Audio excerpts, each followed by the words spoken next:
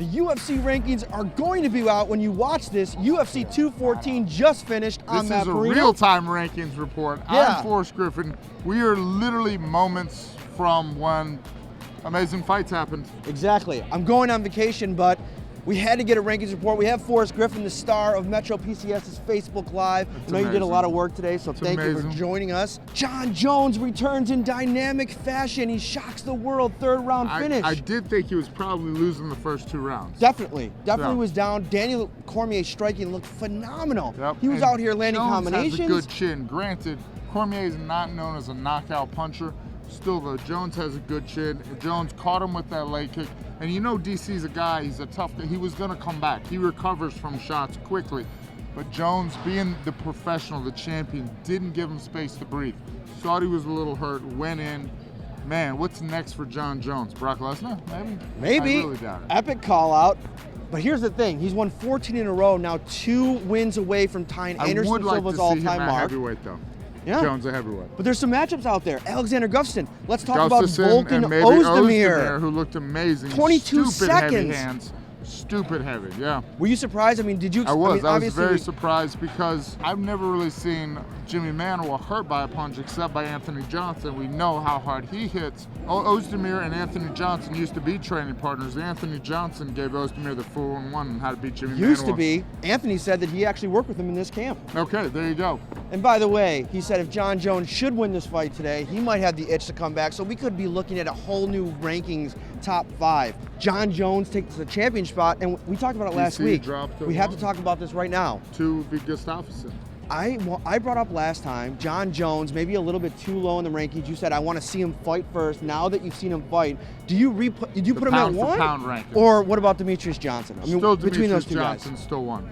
And then Jones 2. Jones would probably be 2, yeah.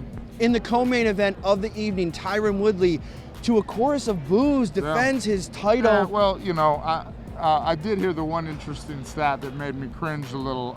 Least strikes ever thrown in a fight? Yeah, I'm not sure. Yeah. I haven't got confirmation on that yet. All right, but either way, Joe Rogan said it's got to be true. In Tyron's defense, he said it after the fight, you're not going to get like chance going to the ground with Damian Maia. Nope. So you have to play it safe. And in Maia's defense, he could have tried maybe to throw some kicks and get a little looser. Well, but they're literally just taking the octagon apart as we sit here. Throwing bottles at us? Yeah, don't worry, we're getting booed. We've never been heckled before, that's new. You don't read the YouTube comments, do you? Oh, okay. We've never been heckled in person before. Good catch. So in Maia's defense, he could have maybe thrown some more head kicks and opened up a little because, hey, you're not afraid to be taken down if you're Maia. But he tried. He tried to press the action, and you have to respect Woodley's power. And when he took too much of a risk, Woodley made him pay for it. Pound for pound rankings, expect to see Chris Cyborg rise. Another phenomenal performance. Tonya Evans, your game. I liked her game plan. I liked the way that she was kind of hunching over, trying to keep Cyborg off balance and then use that clinch real quick. Good performance, but Cyborg's still so good. That is exactly what I thought she had to do was clinch. Cyborg usually not a one-punch knockout artist, usually a volume. And I almost thought in the first round when she hurt her a little bit that she was taking it easy, getting that octagon time. I really did feel that.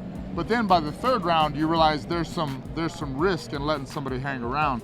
But I felt like she was pacing it out. She talked about improving her striking as far as her patience and learning the game a little more other than being that pit bull. I don't know how much the rankings are going to change based off this one, and we'll flash whatever changes there are, but Robbie Lawler, the champ, is back, takes out Donald Cerrone in a great fight. It could have gone either way. It definitely could have gone either way.